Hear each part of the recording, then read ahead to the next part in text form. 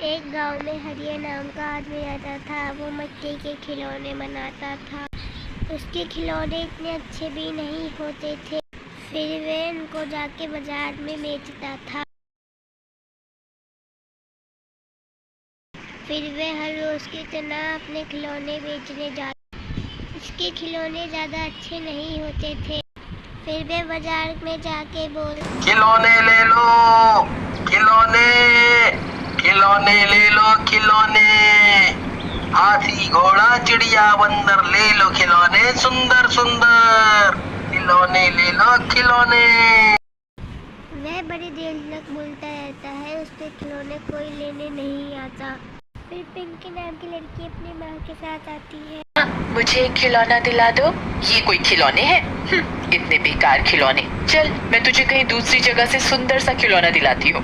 ले लो बहन जी, मैं सस्ते में दे दूंगा। सुबह से एक भी खिलौना नहीं बिका है, एक खिलौना तो ले लो। ऐसे खिलौने तो मैं फ्री में भी ना लूं। चल पिंकी, तुझे मैं एक सुंदर खिलौना दिलाती। हरिया फिर बहुत नाराज हो जाता है। वो 2 दिन से भूखा रहता है, पर उसके कोई खिलौने बिकने नहीं है। फिर उसको बेचते बेचते खिलौना शाम हो जाती है, वैसे खिलौने कोई लेने नहीं आता। वो बहुत निराश हो जाता है और बहुत ज़्यादा परेशान। फिर हरिया अपनी टोकरी उठा के अपने घर जाने लगता है। जब भी उसके पड़ोसी उसके आता है तो उस बाजार में सब्जी बेचा करता था। अरे हरिया, कहाँ जा रहे हो? लगता है तुमने अपने सारे खिलौने बेच दिए। नहीं भाई, मेरा 3 दिन से एक भी खिलौना नहीं बिका है। 2 दिन से मैंने कुछ भी नहीं खाया और आज भी मुझे भूखा सोना पड़ेगा। ये तो बहुत ही दुख की बात है हरिया। काश मैं तेरी कोई मदद कर पाता, पर क्या करूं, आज मेरी भी कमाई कुछ अच्छी नहीं हुई। मेरा तो परिवार भी है, मुझे सबका सोचना पड़ता है। बच्चे के स्कूल की फीस भी भरनी है। अरे भाई, तुमने मेरे लिए इतना सोचा, वो ही बहुत। फिर हरिया वहाँ से चला जाता है। रात हो गई थी। हरिया का घर बाजार से बहुत दूर था। आज तो बहुत ही देर हो गई। लगता है मुझे जंगल के। हरिया जंगल से फिर अपने घर जाने लगता है। हरिया जंगलों के बीचों बीच पहुँच गया था। थोड़ी थोड़ी ठंडी होने लगी थी। हरिया घर जा रही होता है, फिर उसको पीछे से किसी चीज़ घसीटने की आवाज़ आ रही थी। हरिया पीछे मुड़ के देखते हैं तो वहाँ पे कोई नहीं होता। यहाँ तो कुछ भी दिखाई नहीं पड़ रहा। लगता है ये मेरा कोई वहम है। हरिया को फिर से पीछे से आवाज़ आती है, बहुत डरावनी।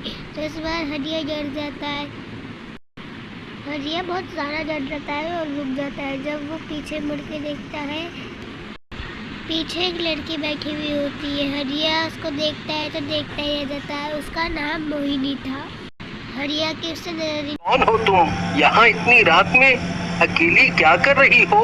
मेरा नाम मोहिनी है। मैं पास ही के गांव में रहती हूँ। मेरा इस दुनिया में कोई नहीं है। मैं अपनी मौसी के साथ रहती हूँ। मेरी मौसी मुझसे बहुत काम करवाती है और बहुत मारती है। वो मुझे कुछ खाने को भी नहीं देती, इसीलिए मैं परेशान होकर इस गांव में रहने आ गई। क्या तुम मुझे अपने साथ अपने घर ले जा सकते हो? तुम जो बोलोगे मैं वो काम करूँगी। मैं तुम्हें अपने घर नहीं ले जा सकता। मेरे खुद के ही खाने के लिए घर में कुछ नहीं है। मैं तुम्हें कहाँ से खिलाऊंगा? मैं तुम्हारे ऊपर बोझ नहीं बनूंगी। मुझे बस घर में रहने के लिए थोड़ी सी जगह।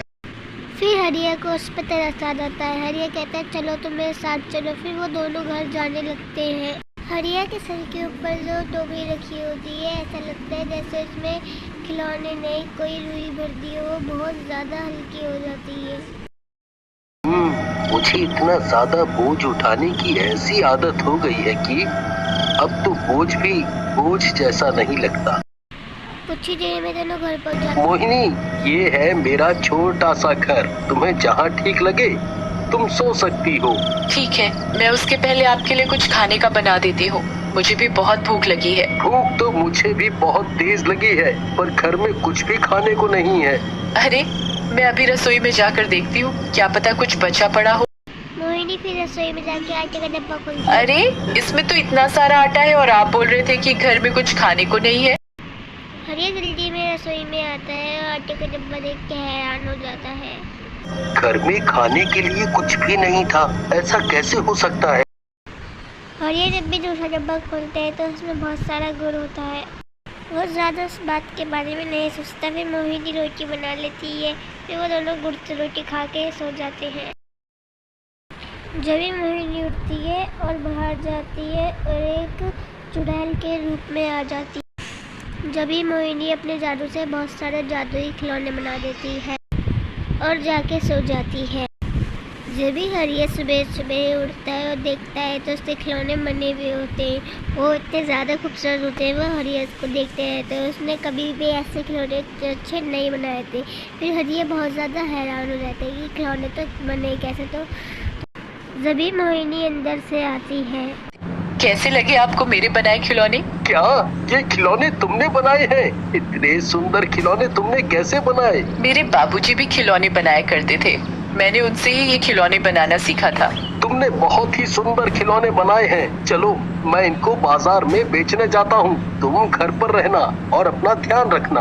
जब भी हरिया बाजार में उनको बेचने चला जाता है और बाजार में बहुत सारी भीड़ इकट्ठी हो जाती है। अरे हरिया, तू इतने सुंदर खिलौने कैसे बनाने लगा? कल तक तो तेरे खिलौने इतने सुंदर न थे। रातों रात ऐसा क्या जादू हो गया कि तू इतने सुंदर खिलौने बनाने लगा? बस भाई, सब भगवान की कृपा है। जब भी हरिया के आसपास बहुत सारी भीड़ लग जाती है। सभी उसके खिलौने लेते और उसे पैसे देते। हरिया के पास इतने सारे पैसे हो जाते कि उसके पास पूरे महीने का राशन खरीदने के पैसे हो जाते हैं। जब भी वो राशन की दुकान पे जाता, जब भी वो राशन लेके अपने घर जा रहा होता है, वो बहुत ज़्यादा खुश होता है। मोहिनी, मोहिनी, जल्दी बाहर आओ। देखो मैं कितना सारा सामान लाया हूँ। आज तो तुम्हारे बनाए सारे खिलौने बिक गए। मैं बहुत खुश हूँ। समझ नहीं आ रहा कि तुम्हारा कैसे धन्यवाद करूँ। आपने भी तो मुझे इस घर में जगह दी है। मेरा भी कुछ फर्ज बनता है। चलो अब ज्यादा मत सोचो। मैं कल के लिए और खिलौने बना दूंगी और आप उन्हें बाजार में बेच देना। मोहिनी रोज रोज सुंदर सुंदर खिलौने बनाती और हरिया उनको जाके बेच आता। उसकी इतनी कमाई देख के उसका पड़ोसी से चिढ़ता है। कुछ तो गड़बड़ है। हरिया अचानक इतने सुंदर खिलौने कैसे बना सकता है? मुझे इसका पता लगाना होगा। रमेश हरिया का पीछे करते करते उसके घर तक पहुंच जाता है और देखता है कि हरिया खिलौने कैसे बनाता है। हरिया बाहर संग में हाथ सेकना होता है। वो अभी भी बाहर हाथ सेकता ही रहता है। फिर वो चिढ़ जाता है कि कब बनाता है खिलौने। इतनी रात हो गई, आखिर ये हरिया खिलौने कब बनाता है? जब भी घर के अंदर से मोहिनी बाहर आती। खाना बन गया है, चलो अंदर चलकर खाना खा लो। ठंड भी बहुत हो गई है। रमेश उस औरत को देखकर हैरान हो जाता है। पर ये हरिया की तो अभी तक शादी भी नहीं हुई, तो फिर ये औरत कौन है? मुझे इस पर नजर रखनी होगी, चाहे मुझे आज यहाँ पूरी रात ठंड में ही क्यों न खड़ा होना पड़े। जब भी वो लड़का हरिया के घर के गेट के बाहर खिड़की पे खड़ा हो जाता है, वो देखता रहता है। वो देखता है हरिया ऊपर, वो औरत नीचे लेटी हुई है।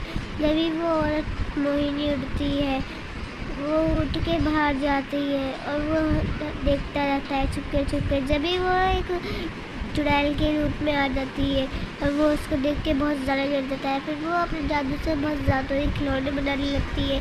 फिर वो डर के वहाँ से भागने लगता है क्योंकि वो बहुत ज़्यादा डर गया था।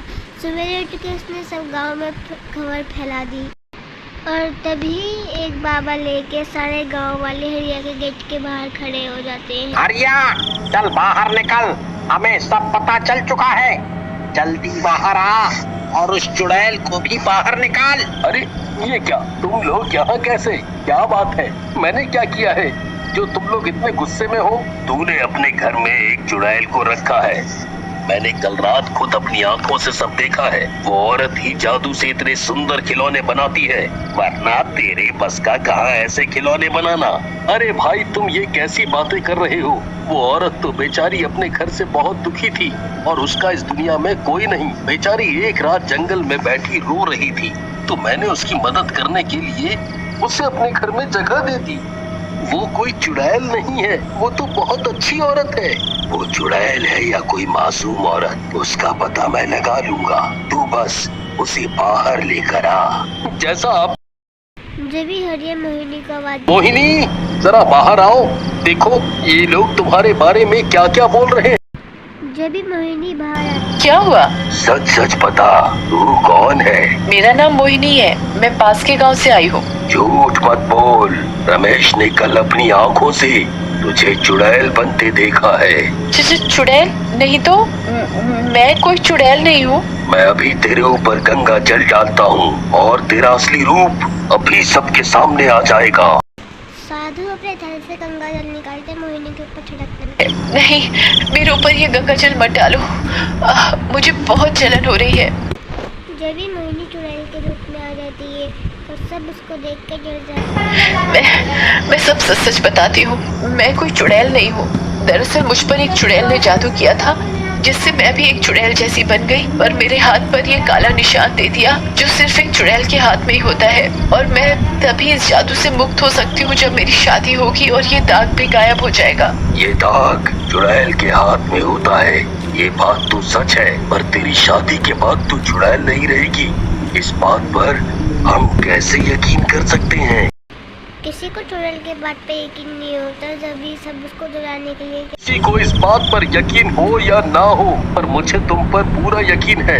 मैं तुमसे शादी करूंगा। फिर हरिया मोहिनी से शादी कर लेता है। मोहिनी के हाथ से काला दुख हट जाता है। ये औरत बिल्कुल सच बोल रही थी। अब किसी को मोहिनी से डरने की जरूरत नहीं। अब ये भी बिल्कुल हमारे जैसी